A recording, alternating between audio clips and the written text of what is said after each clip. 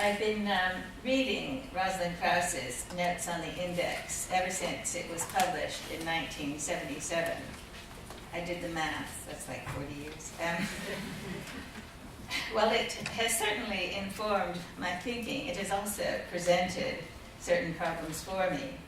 Foremost among them is Krauss's interest in indexical art being focused on its role in subverting modernist painting, the autonomous work of art more generally. She argued that it was the precedent set by Marcel Duchamp that was decisive for 70s artists' choice of indexical procedures. She was particularly interested in the work's site dependence, that is, its meaninglessness unless co-present with the site.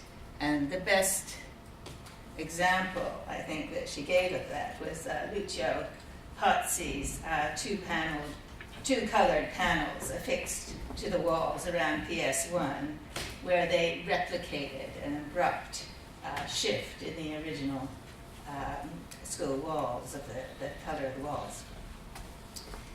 But this kind of work is exemplary of only one kind of index, the deepsic, or the pointing kind, or what she calls the shifter. Krauss's focus on the index of shifter rather than the index as trace has consequences for how we view the art of the 70s, as well as more recent work. As a kind of shortcut, I explain deixis as pointing finger and trace as a thumbprint. In reviewing the work of three artists, Masao Akabe, Doho Su, and Anna Barabal, I will focus on three artists' practice of indexical drawing, or rubbing, as trace. They play on the ambivalence of the trace, caught up in the dialectics of plenitude and loss, presence and absence, location and dislocation. This dialectic offers a kind of different way of thinking about indexical art practices from Krauss's very present tense shifter. All indexical strategies partially bypass the agency of the author, opening the work up to contingency. I mean, you can see that Pazzi's panels are obviously determined by the contingencies of the site. Peirce said that the index is the type of sign most closely associated with shock, reality, contingency, and chance. It's one that's actually affected by its object. Or as Marianne Doan put it, the concept of the index seems to acknowledge the invasion of the semiotic system by the real. But deixis lacks the ambivalence, which is at the heart of the trace. As we'll see, indexical drawing, like photography, implies proximity, but in the past, contact with something now absent. It's also like photography, in that it is a technique of reproduction and dissemination. The art of the index was, and still is, a global phenomenon, and is particularly prevalent in Asia. This is owing to the ancient and ongoing Eastern practice of rubbing stone stelae incised with calligraphy. Whoops. I'll get to the calligraphy in a moment. Writing of Max Ernst's work in 1945, Duchamp referred to his use of the old Chinese technique of rubbing. He did not mention, however, that Ernst spent 3 months in Indochina the year before he embarked on his exploration of frottage, a fact that casts some doubt on his mythic tale of the discovery of the technique in 1925. For centuries, the Chinese have used a particular rubbing technique, actually completely unlike Ernst's, for the transfer of carvings, particularly calligraphy, from stone to paper.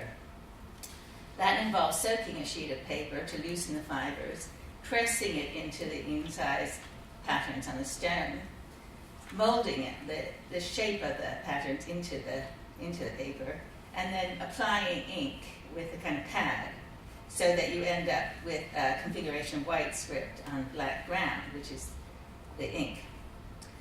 Although this is a simple reproductive printing technique useful for the dissemination of Chinese writing, the rubbings are aesthetically prized in their own right. One artist who has devoted his entire career to the technique of frottage is the Japanese artist Masao Okabe, born in 1942. Okabe began making graphic rubbings in 1977, when on his hands and knees in the street, he spent months in a Paris suburb making something he called the membrane of the city, a work consisting of 169 large-scale frottage of his local environment. He compared his activity to recording ambient sound, an analogy that suggests his receptiveness and his response to the accidental, but not his kind of feeling for the traces of the past left in the urban fabric. He said, "The road has absorbed the sweat and voices of the people, their blood, and today lies silent. People have passed by, carved their history on the spot. The countless stains and vestiges washed away over time all remain there, silently. The smells etched into the stone are human smells. The streets of Paris taught me these things. For the first time, I had the realization that the city is a gigantic printing plate." So etched into the surfaces of the city streets are indelible traces of the past, which can only be revealed through this intimate process of rubbing. In 1989, Okabe exhibited a piece commissioned by the newly opened museum, Hiroshima City Museum of Contemporary Art, which was to commemorate the bombing of Hiroshima. And it instigated a further series of projects that culminated in the 2007 Japanese Pavilion at the Venice Biennale. The installation, "Is There a Future for Our Past? The Dark Face of the Light?" displays some 1,400 frottage made by Okabe and a host of volunteers of the Ujina Station platform at Hiroshima. As you can see, there's a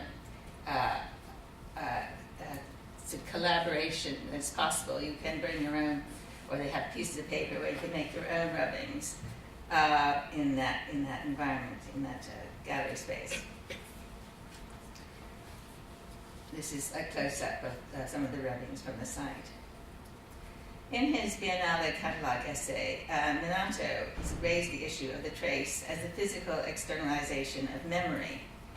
Computerization, he observed, vastly increases the capacity of externalized memory, but at the same time puts it in danger, for the digital code cuts memory free from a material base as it flows through space. This means, quote, that we live in an age fraught with uncertainty about the future of memory. The installation preserves a trace of a structure, just at that point being dismantled to make way for a freeway, which, as Okabe put it, was a mute physical testimony of a past vanished. History and its impact, that is what my work is about. Another East Asian artist whose work is pertinent in this context is the Korean Do-ho Soo, born 1962. He is well known for these beautiful full-scale models of houses and flats that he's lived in, of translucent, vividly colored silky fabric. These structures have a fragile, floating presence, like something suspended in memory or dream. His work alludes to his own condition as a nomadic contemporary artist who carries around a sense of home as a memory, but more generally, it's an investigation of the meaning of home in our globalized times. Sue refers to his series of rubbings as his rubbing loving project, which is a kind of joke because Korean doesn't make any distinction between R's and L's. So the pronunciation was sort of embraced by him, the rubbing loving. and he says he calls it an interpretation of space. It's quite sensuous, very physical, quite sexual. You have to very carefully caress the surface and try to understand what's there. He made this large rubbing of his New York apartment, actually years after he left it, though. Blue pencil rubbings of the interior. He covered surfaces with vellum, including kitchen appliances and toilet fixtures, before rubbing them. And the resulting drawings were either unfolded, or this is the sort of three-dimensional installation of the interior, and these are the rubbings unfolded.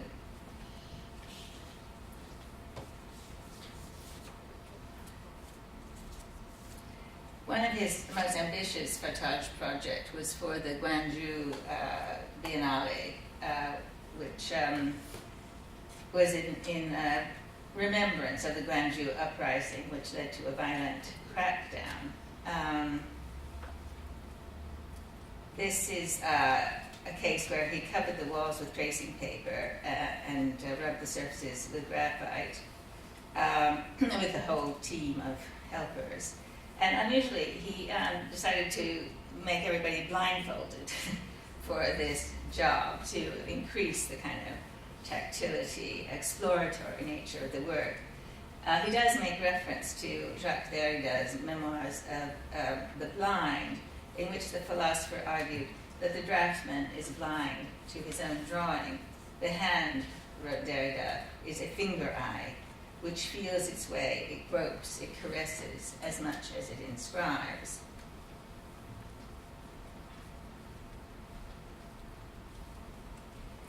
Anna Barago, born 1972, I like the way the sort of decades all happen, 72, 42, 52, is a British artist who made rubbing her signature, though not exclusive, technique.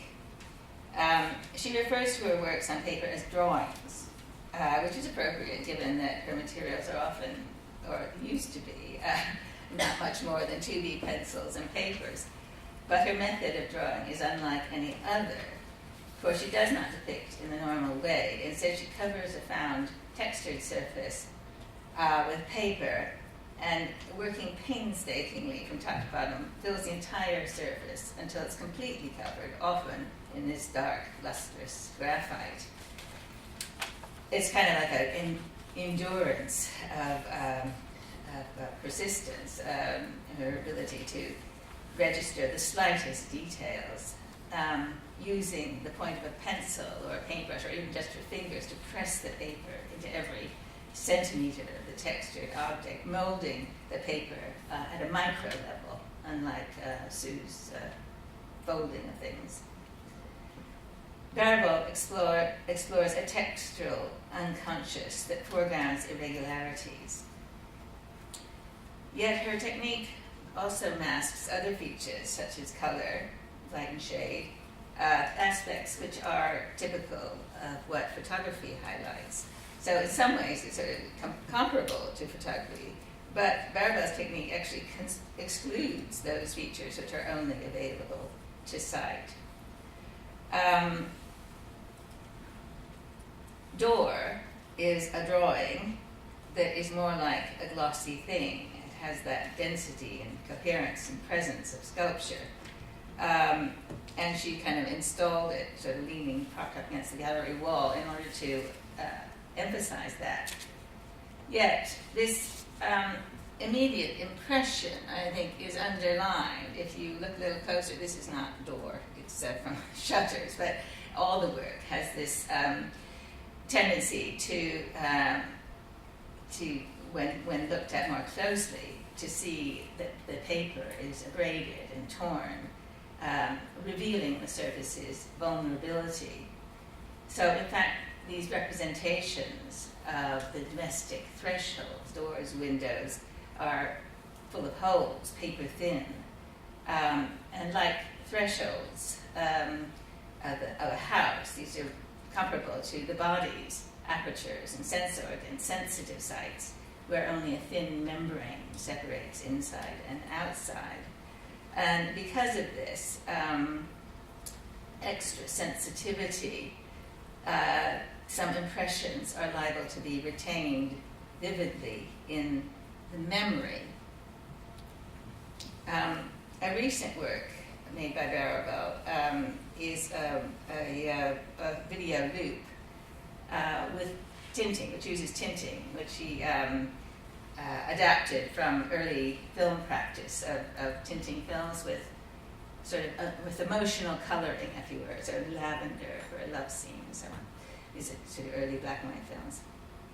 The tinted video loop, Daylight, pulses with the bright monochrome yellow. Just going to push this on a little bit so you can see.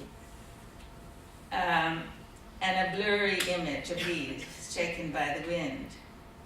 The video shows the evanescent shadows playing on the wall of the artist's childhood bedroom, a scene she evidently revisits in memory. This piece is reminiscent of a moment in Virginia Woolf's memoir, Sketch of the Past, in which she recalls lying half asleep, half awake, in the nursery at St. Ives, the yellow window blinds suffusing the room with tinted light, while she listens to the rhythmic breaking of the waves outside and the sound of a little wooden acorn attached to the blind being dragged across the floor with the breeze.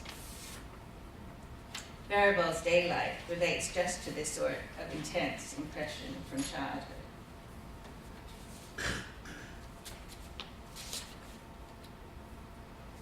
Night Window with Leaves is another pertinent example, although it's not a tinted one. A sash window like the one in her bedroom, same scale, so on, with a large tree outside, which you can't see. I mean, all you can see from a distance really is this density of darkness, which she gets by mixing wax with pigment. But when you get up close, you can see the pattern of the patterned glass that she used for the glass in order to represent the tree outside in the darkness. In Baribeau's work, ordinary domestic architecture and ready-made materials, such as these glass panels, are suffused with the feelings and fantasies of childhood. I should say that there is an exhibition on at the moment. It closes next Wednesday, and this is a new series of work that she's done for it, again using this waxy substance with pigment.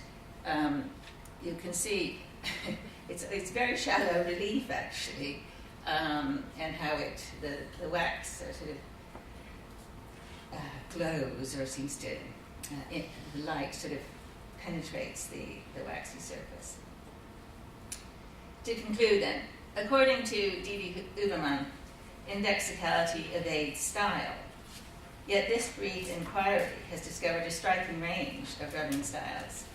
Ernst's pictorial collage-portage technique, aimed at stimulating projective imagination, is completely at odds with Okabe's methodical, rhythmic scanning of surfaces for information, which itself differs from soothed rubbing as a blind, soft caress, which in turn is remote from Baribeau's intensive working of the medium.